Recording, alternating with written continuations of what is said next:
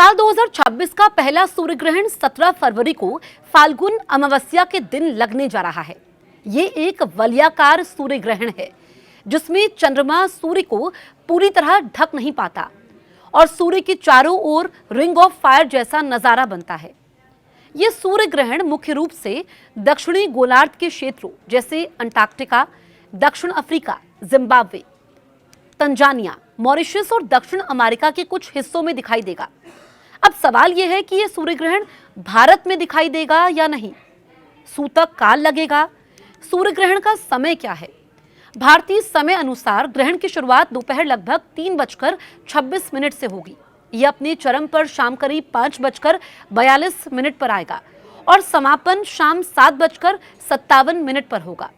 ये सूर्य ग्रहण कुंभ राशि में घनिष्ठा नक्षत्र के साथ घटित हो रहा है।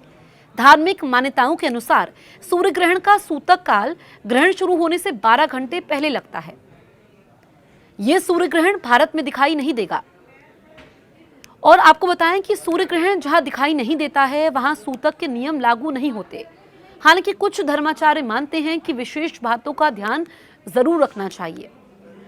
लोग सामान्य रूप से शुभ कार्य, पूजा पाठ या दैनिक जीवन निर्वाह कर सकते हैं। 17 फरवरी को अमावस्या तिथि शाम 5:30 तक रहेगी। नक्षत्र घनिष्ठा रात 9:16 तक है। उसके बाद शतमिषा शुरू होगा। चंद्रमा मकर राशि में संचार करेंगे। सूर्यास्त शाम 6:13 पर होगा। अब देखिए, शुभ समय की अगर हम बात करें तो अभिजीत मुहूर्त 12:13 से 12:58 तक, विजय मुहूर्त 2:28 से 3:13 तक रहेगा। और इसके अलावा अगर हम बात करें तो अमृतकाल 10:39 से 12:17 तक रहेगा। सूर्य ग्रहण के दिन राहु काल दोपहर 3:24 से 4:48 तक रहेगा। इसीलिए इस दौरान कोई शुभ कार्य ना करें। राहु काल के समय कोई शुभ कार्य ना करें। तो ग्रहण की शुरुआत दोपहर लगभग 3:26 से होगी। यह अपने चरम पर शाम करीब 5:42 पर आएगा। अब देखिए, सूर्य ग्रहण के दिन शुभ कार्य आप कर सकते हैं। ज्योतिष शास्त्र के अनुसार जहां सूर्य ग्रहण दिखाई नहीं देता है वहां सूतक के नियम लागू नहीं होते हैं और ऐसे में आप विशेष कोई धार्मिक प्रतिबंध नहीं है, सूतक नहीं रहेगा, तो आप राहु काल को छोड़ करके शुभ कार्य कर सकते हैं। पर आपको कुछ बातों का विशेष ध्यान रखना होगा और जो खासकर गर्भवती महिलाएं होती हैं उनको भी ध्यान रखना होगा। इस वीडियो में मैं आपको बताऊंगी कि क्या क्या सावधानियां आपको बरतनी चाहिए। और आपको बताएं कि सूर्य ग्रहण के दिन जो राहु काल रहेगा वो दोपहर में है। कुछ देर का राहु काल है जो कि 4:48 तक रहेगा। कोई शुभ कार्य आपको नहीं करना चाहिए और उसके बाद जो है आप अपने रोजमर्रा के काम कर सकते हैं। अब इसमें अलग अलग यहाँ पर योग भी हैं। तो 17 फरवरी को लगने वाला वलयाकार सूर्य ग्रहण मुख्य रूप से अंटार्कटिका के अधिकांश हिस्सों में दिखाई देगा। रिंग ऑफ फायर जैसा खूबसूरत नज़ारा बनेगा। चंद्रमा सूर्य को लगभग पूरी तरह ढक लेगा और ये अंटार्कटिका महाद्वीप और दक्षिणी महासागर के आसपास के दूरस्थ क्षेत्रों में दिखेगा। आंशिक सूर्य ग्रहण दक्षिण अमेरिका, दक्षिण अफ्रीका, दक्षिण अटलांटिक महासागर, दक्षिणी प्रशांत महासागर और अंटार्कटिका के अन्य भागों में दिखेगा।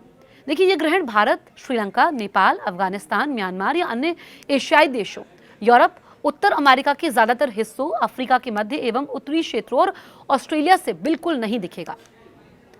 माना जाता है कि सूर्य ग्रहण की अवधि के समय गर्भवती महिलाओं को कुछ बातों का विशेष ख्याल रखना चाहिए। इस अवधि में कुछ भी खाने पीने, सुई धागे, कैंची आदि चीजों का प्रयोग करने से बचना चाहिए। साथ ही गर्भवती महिलाओं के लिए ग्रहण की छाया से बचना अति आवश्यक माना जाता है।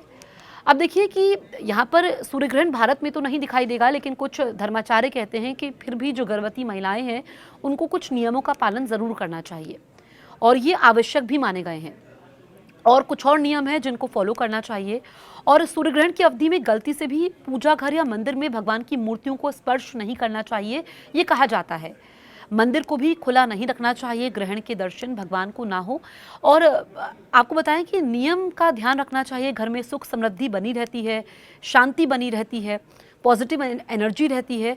और सूर्य ग्रहण की अवधि में किसी भी मनुष्य को किसी सुनसान या शमशान के आसपास अकेले बिल्कुल भी नहीं जाना चाहिए। माना जाता है कि इस दौरान नकारात्मक शक्तियों का प्रभाव अधिक बढ़ जाता है। इनसे बचाव के लिए ग्रहण के समय घर पर रहकर मन में ईश्वर का ध्यान करना चाहिए। और किसी भी स्थिति में, परिस्थिति में अगर आप ईश्वर का ध्यान करते हैं तो आपको शांति मिलती है। और जो गर्भवती महिलाएं होती हैं उनको सिलाई नहीं करनी चाहिए, कढ़ाई नहीं करनी चाहिए, नुकीली चीज़ों का प्रयोग नहीं करना चाहिए, नाखून बाल काटना भी वर्जित माना गया है, ऐसा कहा जाता है, ये मान्यता है। ग्रहण की अवधि के समय शुभ कार्य करने से भी बचना चाहिए, शास्त्रों में ऐसा करना अशुभ माना गया है। अब देखिए कि सूर्य ग्रहण तक गलती से भी किसी असहाय या गरीब व्यक्ति का अपमान नहीं करना चाहिए, और ये कहा जाता है कि रोज़मर्रा के जीवन में भी आपको किसी का भी अपमान नहीं करना चाहिए। ऐसा अगर आप करते हैं तो आप बुरी दृष्टि से दूर रहते हैं, क्योंकि ऐसा करने पर आप पर बुरी दृष्टि पड़ सकती है। और गृह कलेश, वाद विवाद से भी बचना चाहिए ग्रहण के समय, अन्यथा इसका प्रतिकूल प्रभाव पड़ सकता है। शास्त्रों के अनुसार सूर्य ग्रहण की अवधि के समय गर्भवती महिलाओं को अपने पास हमेशा एक नारियल जरूर रखना चाहिए, इसे अपने पास ही रखकर सोएं। ऐसा करने से ग्रहण की छाया के कुप्रभाव से बचाव होता है। इस दौरान घर के अंदर ही रहना चाहिए। और सूर्य ग्रहण की अवधि के समय मानसिक तौर पर पूजा करने का बहुत अधिक महत्व होता है। ध्यान लगाना, ईश्वर की प्रार्थना करना, मंत्रों का जाप करना बहुत शुभ माना जाता है। जीवन में सुख समृद्धि आती है, शांति बनी रहती है और अत्यंत शुभ फल की प्राप्ति होती है। और सूर्य ग्रहण के बाद स्नान जरूर करना चाहिए, पूरे घर में गंगा जल का छिड़काव करें, ग्रहण के बाद दान पुण्य करें। और देखिए कि इसमें लोगों की राय जो है वो बटी हुई होती है, क्योंकि सूर्य ग्रहण जो है वो भारत पर दिखाई नहीं देगा, भारत से आप इसे नहीं देख सकते हैं। तो कुछ लोग कह रहे हैं कि इसका सूतक भी नहीं होगा, लेकिन कुछ बातों का ख्याल ज़रूर रखना चाहिए। और धर्माचार्य कह रहे हैं कि अगर आप कुछ नियम को फॉलो करते हैं तो इसमें कोई बुराई नहीं है, आपके जीवन में इसका प्रभाव होगा और आपके जीवन में सुख समृद्धि आएगी। देखिए तुलसी का प्रयोग भी किया जा सकता है। भोजन दूषित हो जाता है ग्रहण के समय, ये मान्यता है। ऐसे में इसे शुद्ध बनाए रखने के लिए तुलसी प्रयोग करने का विधान बताया गया है। इसके लिए ग्रहण शुरू होने से पहले ही पके हुए भोजन में तुलसी के पत्ते रखने आवश्यक होते हैं। अब देखिए ये साल का पहला सूर्य ग्रहण है, कुंभ राशि और घनिष्ठा नक्षत्र में लग रहा है। वलयाकार सूर्य ग्रहण रहेगा, चंद्रमा सूर्य को पूरी तरीके से ढक नहीं पाएगा। जिस समय सूर्य ग्रहण लग रहा है उस समय कर्क लग्न उदित होगा, जिसके कारण अष्टम भाव में सारे ग्रह एकत्रित हो जा रहे हैं, जो कि ज्योतिष में खराब माना जाता है। नतीजतन सूर्य ग्रहण का प्रभाव पश्चिमी देशों में देखने को मिलेगा। ग्रहण के प्रभाव के चलते इन क्षेत्रों में रहने वाले लोगों को प्राकृतिक आपदा जैसे अत्यधिक वर्षा या फिर तेज तूफान आदि को झेलना पड़ सकता है। अब आपको मैं अलग अलग राशियों पर इसका क्या प्रभाव पड़ सकता है, ये मैं एक एक राशि के बारे में आपको विस्तार से बताती हूँ। देखिए मेष राशि वालों के लिए भी ग्रहण कहीं ना कहीं शुभ फल लेकर आएगा। इस राशि के लोग सुख सुविधा की चीजों पर अधिक धन खर्च कर सकते हैं। वृषभ राशि की अगर मैं बात करूं तो वृषभ राशि के जातकों के लिए यह सूर्य ग्रहण शुभ रहेगा, उन्हें बड़े लाभ की प्राप्ति होगी। बात मिथुन राशि की करते हैं। मिथुन राशि के लिए यह सूर्य ग्रहण सामान्य फलदायी कहा जाएगा। इस राशि के जातकों को वायरल बुखार जैसी परेशानियां हो सकती हैं। कर्क राशि की बात करें तो कर्क राशि वाले सूर्य ग्रहण से आंशिक रूप से प्रभावित हो सकते हैं। इस राशि वालों को अपनी सेहत का ख्याल रखने की आवश्यकता रहेगी। इन्हें पेट से संबंधित दिक्कत हो सकती है। अब बारी आती है सिंह राशि की। सिंह राशि के जातकों के लिए ग्रहण के प्रभाव के चलते अपने संबंधों को लेकर परेशान रह सकते हैं। विशेष रूप से दाम्पत्य जीवन और पार्टनरशिप में परेशानी झेलनी पड़ सकती है। कन्या राशि की अगर हम बात करें तो कन्या राशि के जातक सूर्य ग्रहण के कारण थोड़ा मानसिक रूप से परेशान रह सकते हैं। वहीं तुला राशि की अगर हम बात करें तो सूर्य ग्रहण के प्रभाव के चलते तुला राशि के जातकों की मेंटल सेंसिटिविटी बढ़ सकती है। इन्हें बहुत ज्यादा इमोशनल होने से बचना होगा। वृश्चिक राशि के जातक पेट संबंधी समस्याओं से प्रभावित हो सकते हैं। इन्हें किसी चीज के इन्फेक्शन का खतरा बना रहेगा। धनु राशि के जातकों को सूर्य ग्रहण के बाद अपने ईगो पर काबू पाने की जरूरत रहेगी, अन्यथा इसके कारण परेशानी झेलनी पड़ सकती है। मकर राशि के जातकों के लिए यह सूर्य ग्रहण आर्थिक रूप से शुभ फल देकर आएगा। धन लाभ हो सकता है, लेकिन जल्दबाजी से बचना होगा। कुंभ राशि वालों को सर्दी से बचना होगा। इस राशि के जातकों को बैक पेन की दिक्कतें झेलनी पड़ सकती हैं। मीन राशि की अगर हम बात करें तो मीन राशि के जातकों पर सूर्य ग्रहण का अधिक प्रभाव पड़ेगा। इन्हें अपने प्रत्येक काम सावधानी और समझदारी के साथ करने होंगे। इस बार फाल्गुन अमावस्या के दिन साल का पहला सूर्य ग्रहण लग रहा है। फाल्गुन अमावस्या के दिन सुबह में स्नान और दान किया जाता है। पितरों की तृप्ति और पितृ दोष से मुक्ति के लिए तर्पण, श्राद्ध, पिंडदान, दान आदि करते हैं। लेकिन इस बार फाल्गुन अमावस्या पर सूर्य ग्रहण होने से पितरों के लिए तर्पण, श्राद्ध, स्नान, दान आदि कैसे होगा, इसके लिए आपको सबसे पहले ये जानना होगा कि फाल्गुन अमावस्या तिथि कब से कब तक है। देखिए 17 फरवरी को फाल्गुन अमावस्या के दिन साल का पहला सूर्य ग्रहण दोपहर में 3:26 से लगेगा और शाम में इसका समापन होना है। फाल्गुन अमावस्या के दिन आप ब्रह्म मुहूर्त में और उसके बाद फिर सूर्योदय के बाद स्नान कर लें, मतलब सुबह आप स्नान करें और फिर सूर्योदय के बाद स्नान करें। अब देखिए कि आपने और फिर आपको शाम में भी स्नान करना है। सुबह में आपको स्नान करने के बाद साफ कपड़े पहने, हाथ में कुशा की पवित्री धारण करें, फिर काले तिल, सफ़ेद फूल और पानी से अपने पितरों के लिए तर्पण दें।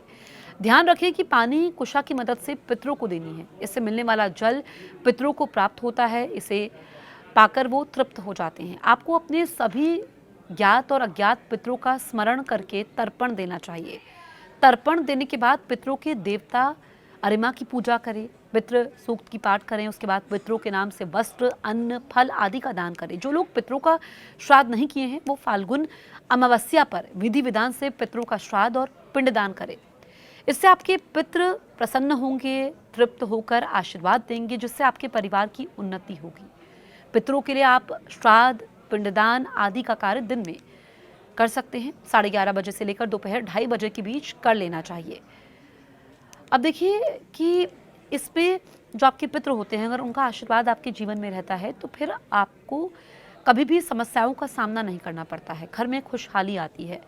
अब देखिए वैज्ञानिक दृष्टि से इस सूर्य ग्रहण के बारे में अगर हम आपको बताएं तो वैज्ञानिकों का मानना यह है कि खुली या नग्न आंखों से सूर्य ग्रहण को देखना आंखों के लिए हानिकारक हो सकता है।